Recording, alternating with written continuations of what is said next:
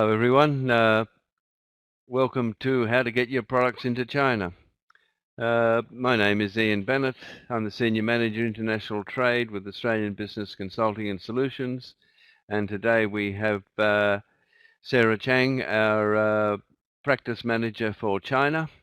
And we hope we can enlighten you with some important facts and trends about doing business in China today. And we've noticed a number of questions have come in, and we'll try and get to all of those during the presentation of this webinar. Why China? Sarah, why don't you tell us about why China and why now? Okay, when we talk about China, we talk about the numbers figures. So I will start with numbers figures. Since China opened its door and started reform over 30 years ago, China's economy has grown 90 times bigger. Today, China is the second largest economy in the world, just next to the United States. Last year, China's GDP set at 7.5, which was not as high as double digits China used to enjoy, but when you consider the huge foundation of China's economy today, it is really it's not bad at all. And also, it is almost 3 times of an OECD country's of an average OECD country's growth. Okay.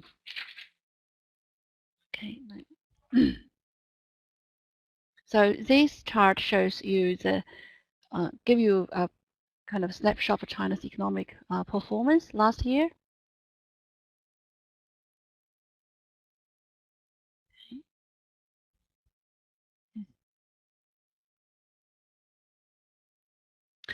And as you can see, China's GDP per capita almost doubled in the past decade. And when we talk about GDP per capita, let's do a little bit comparison. This chart shows where China sits globally in terms of GDP, in terms of PPP per capita. Darker colors means higher GDP per capita. Though lagging behind developed countries, China's GDP per capita is higher than 80% of African countries, 90% of South Asia and Southeast Asian countries, and is most similar to those in South America, some Middle East countries and East European countries. This is not a bad result for a country of 1.4 billion people who lived on less than $1 a day, 30 per person 30 years ago. So this shows the fast economic growth in China, and China is not only one who benefits from its own fast economic growth. Actually, Australia does benefit from China's fast growth in the past 3 decades. We all hear statistics about China and how big it is and how their telephone numbers, and it's something we've just got to get used to, the fact that there's a large population, it has a high growing middle class, it has a ever increasing demographic in wealth proportions, and that's why it's Australia's #1 trading partner. We are sending a lot of products across to China. We're flying and shipping past Asia, but China is the key destination for Australian exports, and it's probably one of our largest import places as well. It's very interesting to note that the bilateral trade between China, our exports to China, you can see the graph going substantially higher than the imports from China. We're one of the few nations in the world that actually has a positive balance of trade with China. We will see that diminish over the years, in coming years, with the reduction of the commodities exports, but there's still many other products which are being transported to China, whether they be in services or whether they be in tangible products. The Australia's export to China, if you look at the bottom line there, we're basically talking in the last 10 years it's been iron ore and coal, gold, copper. But services are growing substantially. In 2012, about services represented about 3% of Australian exports to China. Now it's already up to about 12%. So you can see it's becoming a very large component of our exporting trade. So it may travel on an aeroplane or via the internet, but it's a very important part. And services include things like travel, like education, like logistics. So it's a very important part of what we're doing. Obviously, from China, we're importing the computers, the clothing, and we're importing a small amount of services. It's not really that significant, but the telecommunication equipment is pretty large, and I can see that in years to come, motor vehicles will also start playing an important part in this bilateral trade.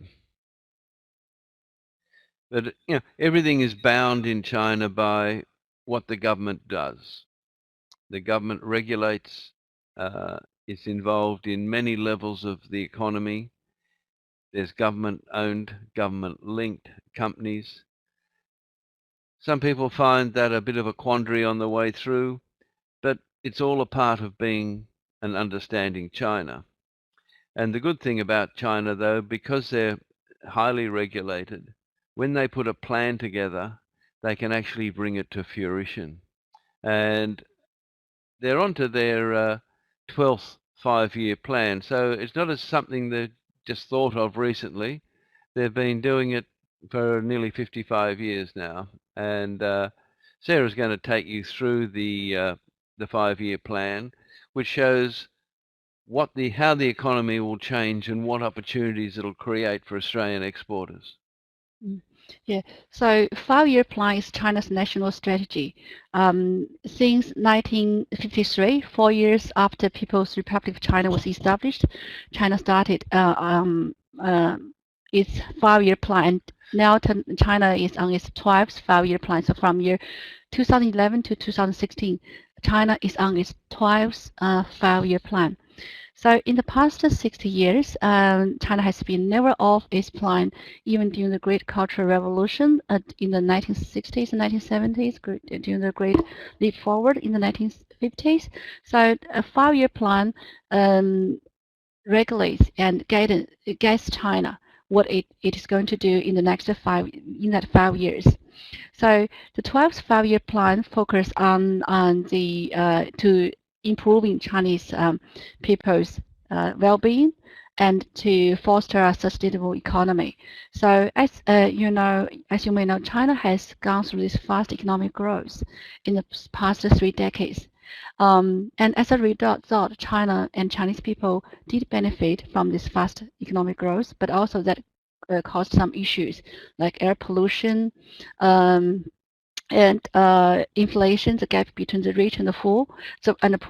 So Chinese government now has shifted its focus from purely economic growth to a more sustainable economy.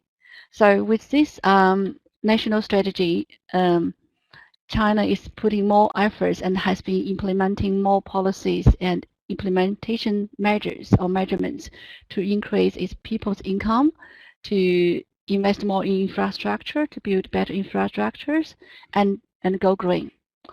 So what does it mean? So this China national strategy means lots of opportunities for businesses and for Australian companies. What does it mean? So with this national strategy, actually China provides great opportunity for Australian companies, especially in consumer goods sector and the service sector. So as you can see, we listed some key categories or industry sectors which will benefit from China's 12th five-year plan. The keyword here is lifestyle related, personal growth related. So any services which can help people to grow as a person, for example, education, nursing homes, vocational training, And also lifestyle related like cafe, fitness center, they all enjoy good, fast-growing market in China. Products-wise, Chinese parents would like to have the safe food for their kids. They would like to enjoy the health supplements that we enjoy here, and they want the home decoration, quality premium home decoration, as Western consumers can get. Also, Chinese are big on fashion and jewelry. They would like to show that they have class and they have the financial capabilities to buy premium fashion products. So all these present great opportunities for Australian companies, especially Australia is perceived to be a safe, growing, natural supplier of food and beverage and quality consumer goods. And also we are perceived to be quite advanced in lifestyle-related services. So that really provides great opportunity for Australian exporters. So, Sarah, what we're saying here is that Mm.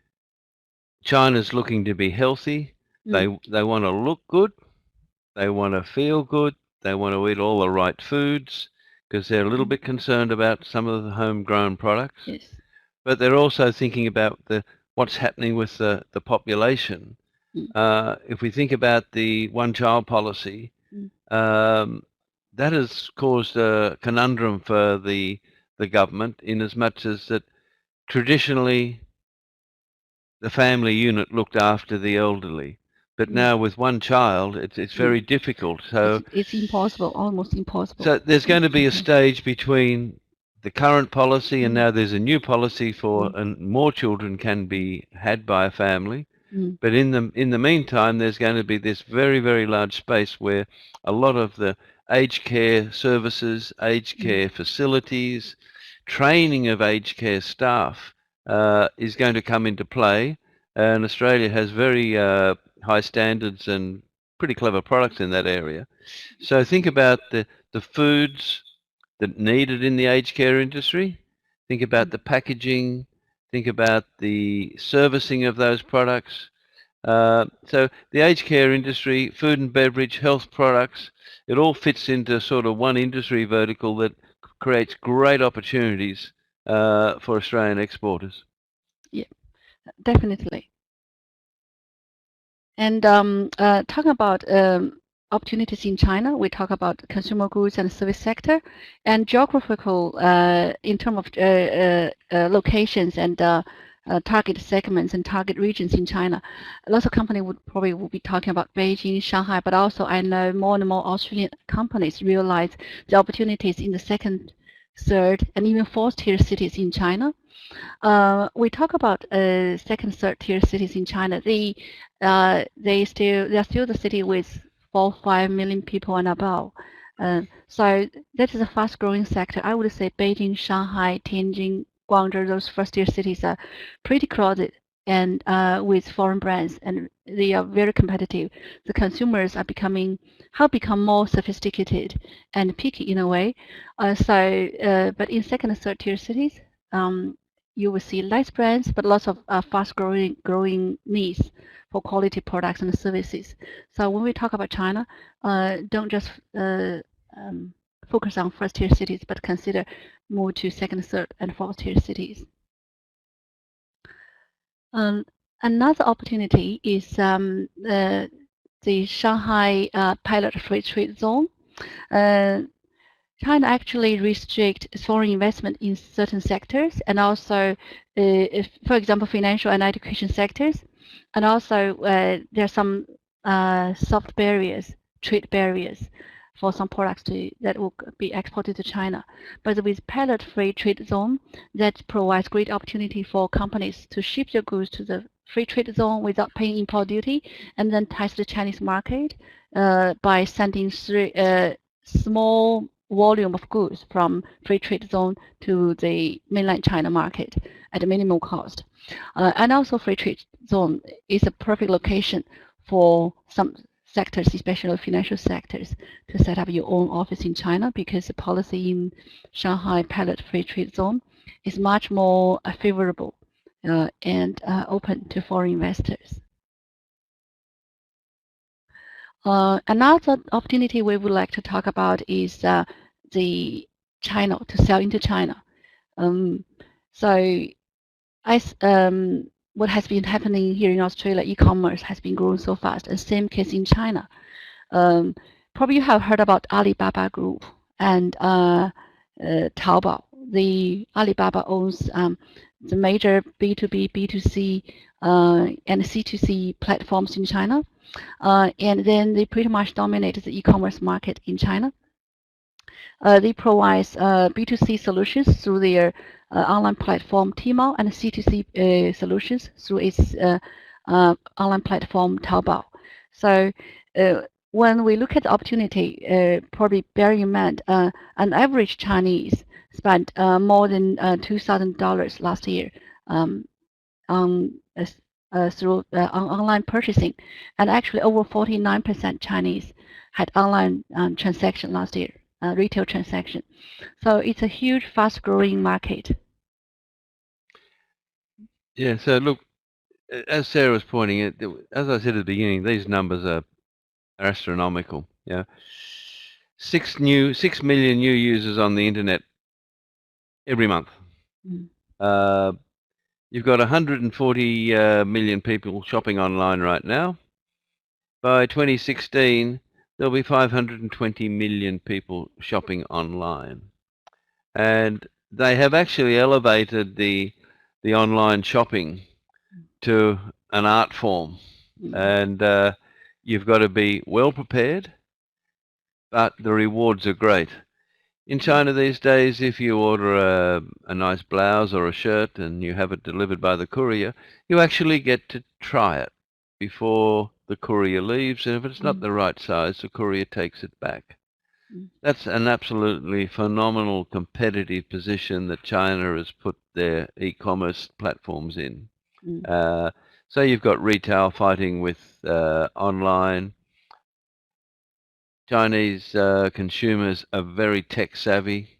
There's not much they won't buy online, Sarah. Yeah, no, and also China, I would say Chinese consumers are prolific online reviewers. They word of mouth is very important. When Chinese end customers make transactions or make purchasing, they check online reviews, they check comments, and then also they ask their friends and their colleagues what they buy, where they buy, which shops, online store they recommend. So word of mouth is very important. And online payment system in China is a little bit different. They do not use PayPal, they use Alipay, and also they use UnionPay. And with logistic, as Ian said, people send the products to China very quickly, and then the end customers have the opportunity to check and try the products, and they even have the right to return it, and then claim the money back. And like Tmall and Taobao offers opportunity for clients to try it first, and then within, say, a certain period of time before you pay. So in lots of cases, customers see the goods first before they pay. So quality goods do sell in China, and people cannot expect they sell crap and get paid. It could also be a strategy of moving product into China in very, very small units, 1 or 2, 3 products at a time to an individual buyer, which may assist in understanding the regulatory bodies there that may not be interested in 2 or 3 bottles or jars or tubes or cans or a pair of shoes, not having to go through the rigorous customs and regulation processes. And that's something that we're quite happy to talk to people offline about. Yeah. Another feature of e-commerce in China is online customer service. If you log on major Chinese e-platform like JD.com, Taobao.com or Tmall, and you'll find most popular stores have 24 hours, 7 days online customers. So if customer service. So if some potential buyer wants to ask about the products, they can type. They can have this kind of instant messages with the online customer service team. So online customer is very, very important. Okay, so the well-mentioned, well-publicised, well, everything of the Australian-China Free Trade Agreement. The Prime Minister and the President signed a document back in November last year, and it actually wasn't a free trade agreement they signed. They actually signed an MOU to agree to complete the free trade agreement. On my discussions with Foreign Affairs, as I've been at the table at a number of events on this negotiation, not at the actual negotiating table, but on the fringes, representing Chambers members, try and get the best outcomes. Foreign Affairs have advised that they're just finishing the text now. It will be translated into Mandarin. It will then go before lawyers, and then it will be ready for signing. We expect this to take about another 2 months, but even after signing, before it can come into force, it's got to go before the Joint Standing Committee on Treaties, which is a part of the government infrastructure in the Senate and the lower house, where they have representatives who look at this free trade agreement to make sure that everything can be ticked off. So the basic word is that possibly by the end of year, depending on parliamentary sittings, and if there's any, and if there is not any problems with the parliamentary oversight, we expect to see this to come into force before year end. So it's the normal procedures that happen with the free trade agreement, the announcement of it. Fortunately, once the document is presented to Parliament for review, the full text of the agreement will become available on the DFAT website. So keep watching that if you're interested in the benefits, understanding what we've gained, but also understanding possibly what we've given away. Like most people in the business community at the moment, we have no visibility of what has actually been negotiated. It's something that governments have decided to keep secret until everything is done. But now is the time to export. We know from the general announcements from the Minister for Trade, Mr. Rob, that certain horticultural products will have that 30% import duty reduced over a 4-year period.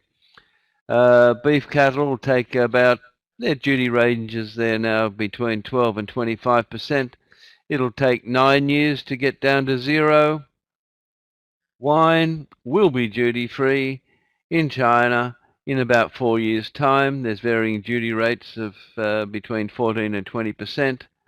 Sheep is also taking 8 years to get down. And the dairy industry, that 20% import duty will disappear over a 11-year period. Some products may have duty-free entry earlier within the dairy sector, but overall dairy will eventually become duty-free in 11 years' time. So it's very important to read the free trade agreement text when it becomes available, because there is a habit of government of saying duty-free wine into China, but they really forget sometimes to mention that it's going to take another 4 years, and that sort of takes the excitement out of it a bit. The question is put to us quite regularly by various study groups, and why aren't Australian businesses exporting more to China? Why aren't more people doing it? Why aren't more companies getting into the game? Well, there's obviously a lot of problems. For an SME to understand the regulations, to have bilingual capabilities, to understanding culture, just not in China, but in the various parts of China. Uh, there are different cultural norms from the north to south to the east to the west, which comes into the diversity of this country, the multiple languages and dialects that are spoken, and just the enormity of it. Where do you start? Um, how do you actually get in front of the in front of the madding crowd?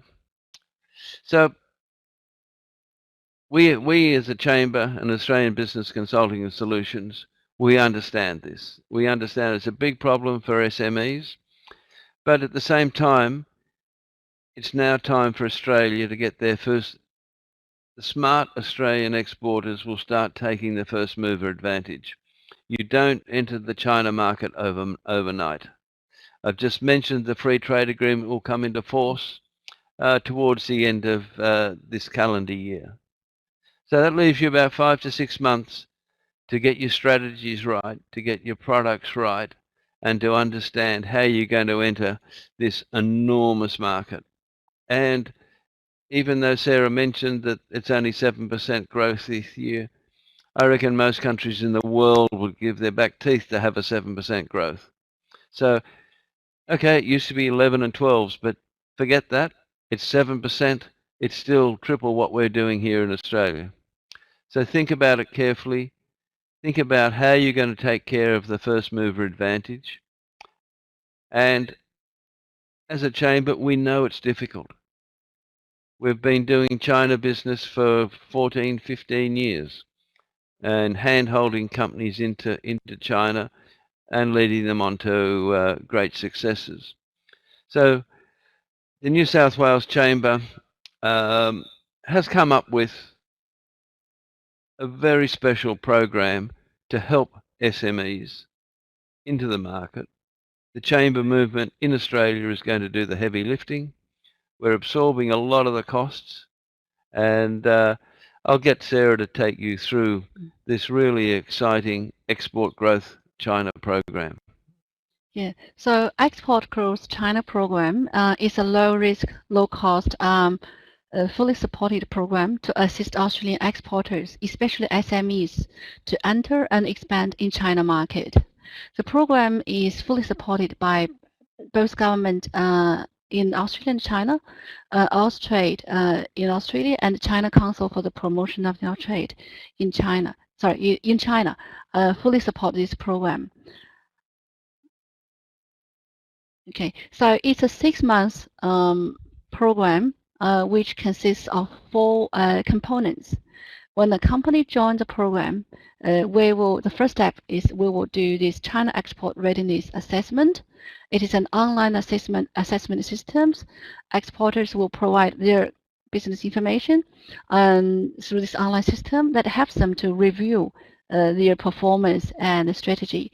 But then that information will be sent to our China consultants, and our consultants will analyze your situation on a case-by-case basis and provide tailored strategy and pathway for you to grow your business in China.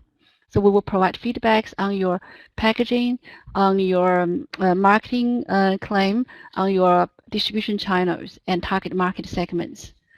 So it's a fully, it's a very comprehensive analysis of your China export readiness. So after this, we will work with you hand in hand to be more ready for China, and then take your samples and marketing collaterals to our showroom in China. So we have a showroom and an office in Shanghai, which we have our Chinese staff to promote marketing events year-round to promote products and services displayed in the showroom. But we do not just keep the products and marketing collaterals in our showroom. Actually, we run very active marketing activities beyond the showroom. We will do trade shows. We run round tables. We attend trade fairs. We do buyer visits. So we conduct all these marketing activities to match Australian exporters with Chinese importers, distributors, wholesalers, chain retailers. And when we do this business matching, we do not just provide context to program participants, but actually we look at each exporter specific case and then match them with the most suitable Chinese business partners who is capable and committed to work with Australian exporters. So, and at the end of the 6 months, very intensive marketing and business matching activities, we will provide you with a under program report, which shows all the marketing activities that we have conducted for you on your behalf, the market feedbacks, the list that we have generated, the contact information of business partners that we would like to recommend to you. So it's a very, very comprehensive program. So when we think about a company, when they want to export, so usually the journey is they would like to collect market information. They need to develop a China strategy, and then they go to China to attend trade fairs to find business partners, review and refine the strategy. So this program actually covers all these steps from market intelligence, from business leads identification, and then strategy development. So it's a very, very intensive systematic program to assist companies to enter China market. So I would like to give a little bit more details of the programs. So as I said, there are 4 elements of components in this program. So the first one is export readiness report. And then this report will cover your export capabilities, your financial resources, production capabilities, your China experience, and then we'll look at all this. We'll give you comments and score for every aspect of your business, but also we'll provide feedbacks how to further improve. And also we have product assessment, which provide you more tailored comments and suggestions on how to better prepare your products and services for China market.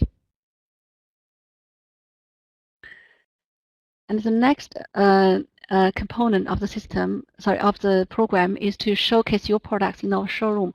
So this is a picture of our showroom after the fit out was completed. And now actually, if you go to our showroom in Shanghai now, you can see the samples in the showroom. So the showroom is located in Shanghai Mart. Shanghai Mart is the place to go when Chinese importers, distributors want to find quality products from overseas and identify suppliers from overseas. So there are Turkish center, there are Italian branded product center, a Japanese product center in this building, and lots of other government agencies and associations from different countries have their offices and showroom in Shanghai Mart. So it is located in a very central location in Shanghai. So with all these product centers, actually that generates natural traffic to our showroom, but also each showroom office run their own marketing events, and we will do the same. As you can see from this picture, this showroom demonstrates Australian lifestyle, and we focus on natural, green, safe, that aspect of Australia. And also you may see the logo. Actually, the logo we use and the brand we use in China for the showroom and our program is Australian Business Chamber. So that is the brand we use for to assist all members and members of any chambers in Australia to enter China market. So if you go to our showroom now, you can see more logos under our Australian business logo. We have Austrade logo there. We have China Council for the promotion of trade. We have Australian Made. They're all program partners and supporters. So Sarah, before we move off the showroom, for people who have got tangible products, there's shelves, there's plinths, there's display cabinets, tables, but there's always the people whose product won't fit in the showroom. So we've got very large television screens there where we'll be putting the services. It could be tourism, it could be education. We had someone come in the other day and said, I make rowing sculls like used in the Olympic competitions. we suggested that really wouldn't fit in the showroom. So he'll be going up on the screen. So if it's too big to fit in there, we can put the videos up with the brochure, with the marketing material, and make sure that everybody gets visibility and is able to use this technology-enabled showroom. And there's also meeting rooms and everything there to help you and the bilingual staff. So it is just not a stagnant showroom. It is live. It has people. And as Sarah mentioned, many marketing strategies have been put in place to have buyer attraction come into this new showroom. Yeah, exactly.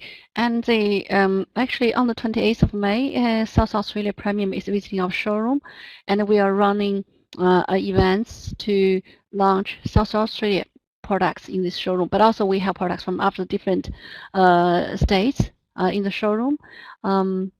So that is only one of many marketing events that we're running in our Shanghai Mart showroom. So as I said, we won't just keep the products and sample in the showroom, and our staff won't just stay in our showroom. Actually, we are running lots of marketing activities and events around China to promote program participants' products and services in China. We are doing road shows. We are attending trade fairs. We are meeting with Chinese distributors.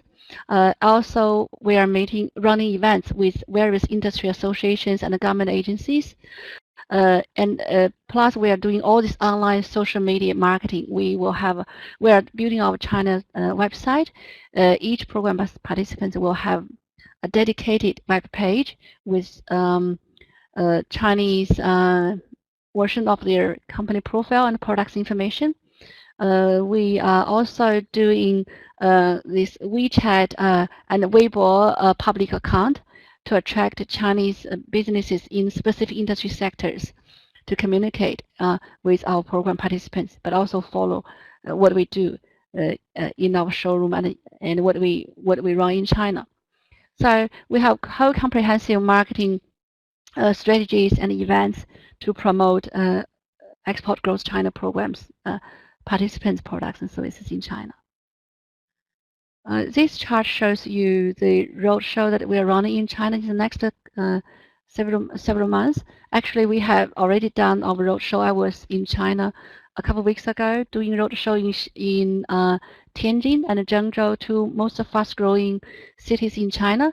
And then in a couple of weeks' time, I will be in China again and doing roadshow with our office in Shanghai, and we are doing roadshow in Xi'an and Hangzhou. So we cover all the target regions in China: northeast part of China, North China, Central China, East China, South and Southwest part of China. And we have the whole marketing plan to cover all these target regions in China. When we do these events, we are doing active business matching. So our staff in China won't just market and promote exporters' products. Actually, we communicate with Chinese importers, distributors on behalf of our program participants, and to assess Chinese distributors, agents, look at their capabilities, look at what brands they carry, which region they target, what's their distribution in China, what are their end retail channels, and also the market they target. So we use all these methodologies and criteria to assess Chinese businesses, and then match Chinese companies with our program participants. Sarah, just before you start on this business matching team, the team we've assembled in China is led by a very competent and experienced lady, Zhao Ya. She's actually been representing the Australian Woolmark brand in China for about the last 7 years, and the good thing about that is she's learned to understand Australian culture, the idioms of our character, but she also really understands that there is being in the wool industry, there are many of Australian businesses are located outside the metropolitan areas of the major capitals. So she has a very good understanding of how Australia works, how Australians think, how they need to modify and change their presentation techniques to present their products differently in Australia to that of in China, because she's been marketing Australian products up there for so long. And she's assembled a team of very competent trade specialists and marketing specialists. So we know that the China end is well in place. The Australian end, we also have, again, under Sarah's management, a dedicated team of professionals who've been doing international trade for many years.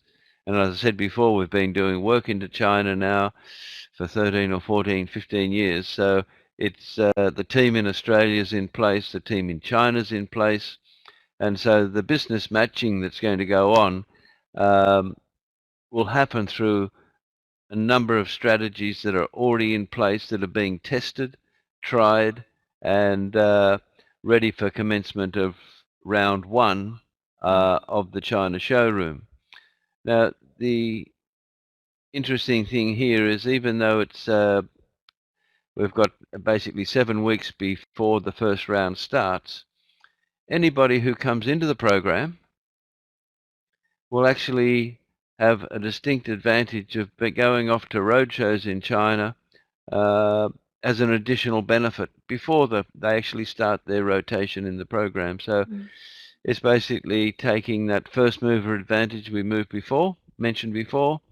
It also works for this showroom. So if you want to get into the export growth program, get some additional benefits way above what everybody else will be getting, come into the program now. We also have, through years of experience, a pretty good understanding, engagement with various distribution networks. We have a well-established connections. So putting the dedicated team together, the proactive programs in place to attract potential buyers, whether they be in Shanghai Mart or whether they be in regional cities, via the internet by our Mandarin webpage, but it'll be available for all participants. There is a serious group of products there to help make sure that we find the right business partner for you in China. Yeah, and the last component of the program is end of program report. So the program report is a very comprehensive one, covers the market insights and intelligence that we have collected in the 6 months period, the feedbacks that we have gained, the first-hand feedbacks from Chinese businesses on your products. They may provide feedbacks on pricing, packaging, labeling, marketing claims, the unique selling points, and then that will provide you lots of information about China market and how to better tailor your products and services for China market. And also definitely we will provide you all the lists that we have generated for you with background information of the company, why they would like to work with you, their capabilities. So with that report, then you can take it and then start from there and then move to negotiation with Chinese companies, or you may renew for another 6 months and then display the products and services in our showroom, attend our marketing events, and our staff in China will further promote your product services in China. Or you may take the report and say, okay, we don't have that much time to follow up and negotiate with Chinese companies. Can your office help? In that case, yes, our office can help you to follow up and communicate with Chinese companies on your behalf and to implement. So Sarah, before we move off that, a couple of questions that have been raised by some of the participants in the showroom already is, do I have to wait 6 months for my report to see who my potential distributor is? Basically, the answer is no. If we find a very interested Chinese importing party we won't wait 6 months to tell you. But what we will do is, before we pass his name on, we'll make sure that, number one, they're a legitimate business. They're actively engaged in the market that relates to your product. We'll also just make sure that if competing products is an important issue, we'll highlight those areas. So we want to make sure that we're putting in front of you a proper, basically research company that's just not a fly-by-nighter or a trading operator that you find at many of the international trade fairs around the world. So we're not going to give you just a list of names. You'll be getting qualified, tested contacts that'll give you the encouragement to move forward, and we will not be waiting the 6 months to tell you about it. So once we've had an interest, we will then do our commercial due diligence before then providing you with that name.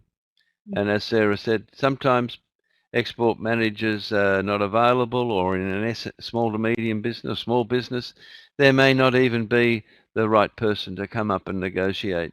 So as a part of our additional commercial services, we can actually do that for you.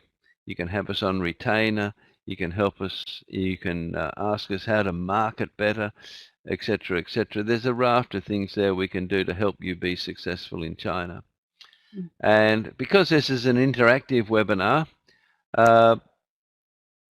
if you'd like to know more about this export growth, write down exportgrowth.com.au. Got that? exportgrowth.com.au. And there is the website that'll tell you everything about this program. It has many insights into China. It has ebooks. It has testimonials, which are building already from success before we've even officially launched the product, the program in China. So you can also apply online via that website.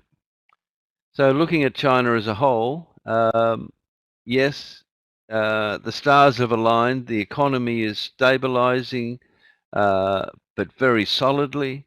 There's a 5-year plan in place. A free trade agreement will be in place by the end of the year. It's time to think about your first mover advantage. There's now a product Australia-wide available to members of any chamber. It doesn't have to be a state chamber. It can be a local chamber, to get into the export growth program, to take advantage of all the positives that are coming out of China. So that's basically where we're at. There were some questions that came up, which I'll just see if I've got those questions here. Stephanie, have you got those questions on the back of my sheets? Right. We were asked, is this the right time to go into China? Was one of the first questions. Absolutely. The other questions were about the regulations. Every product has regulations. Some are easy to get around. It's saying, can I get around my products? Is it tough to regulate? If I've got a pharmaceutical product that's registered under the TGA, yes, it'll be a bit of a journey, but most of the importers there will understand that. So they know that if they engage with you in business, they know there's a journey that's going to take 12 months to 18 months for a pharmaceutical level product. For a cosmetic and toiletry and a food product, it's going to be a shorter time. And the interesting thing that I don't know, and the Australian community don't know, are there any benefits in the negotiated free trade agreement that allows mutual recognition of qualifications and standards in Australia that will be accepted by the Chinese regulatory authorities that may accelerate the registration of both food and cosmetics, toiletries, nutraceuticals, and also they have the ability to reduce the cost of some of those registrations. So it is always a difficult question to answer in a forum like this because we've got a vast range of products. But for the other people coming in on questions, I think it's best if some of them are very particular, and I will address those questions. Sarah or I will get back to you directly on those questions instead of putting the answers out in an open forum. As there are no more questions popping up right now that we can answer, Sarah, would you like to make some closing comments? Thank you, Ian. I think as Ian and I have covered in the past 40, 50 minutes, China presents great opportunities. We know it's huge, but also it's a complex market. That is why the Chamber came up with this Export Growth China program. And I would say this program comes just in time, perfect timing. Australia and China is going to sign release the details of CHAPTA, China-Australia Free Trade Agreement, in a couple months. Ian mentioned about this and some insider information he got from DeFi. That anyway, so that will be released in 2 months' time, and that actually pave way for a broad range of Australian companies to enter China market, because when we go to China, if we're duty free, we're in a much more price competitive position compared with our international competitors from other countries.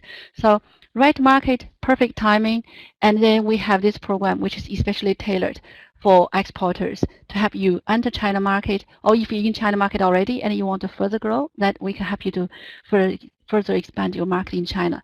So our team here in Sydney and in Shanghai are your extended arm to market your products and services in China, to help you to build contacts, right contacts, not just contact, but right appropriate, genuine, committed, capable business partner contacts in China, help you to collect first-hand market intelligence, to work with you hand in hand to make you succeed in China. So thank you again for this opportunity to share this information with you. Ian and I, we always welcome our exporters to talk to us. You can just send an email or pick up a phone, talk to us. And we look forward to hear from you very soon. Well, thank you very much, ladies and gentlemen. We'll draw this webinar to a close. Thank you very much for attending. Keep an eye on our future broadcasts. We'll be sending out marketing material on that, and we will continue to enlighten people on China, India, and the Middle East, where we specialize in our international trade services. So we look forward to meeting you online or in person in the near future. Thank you very much. Good afternoon.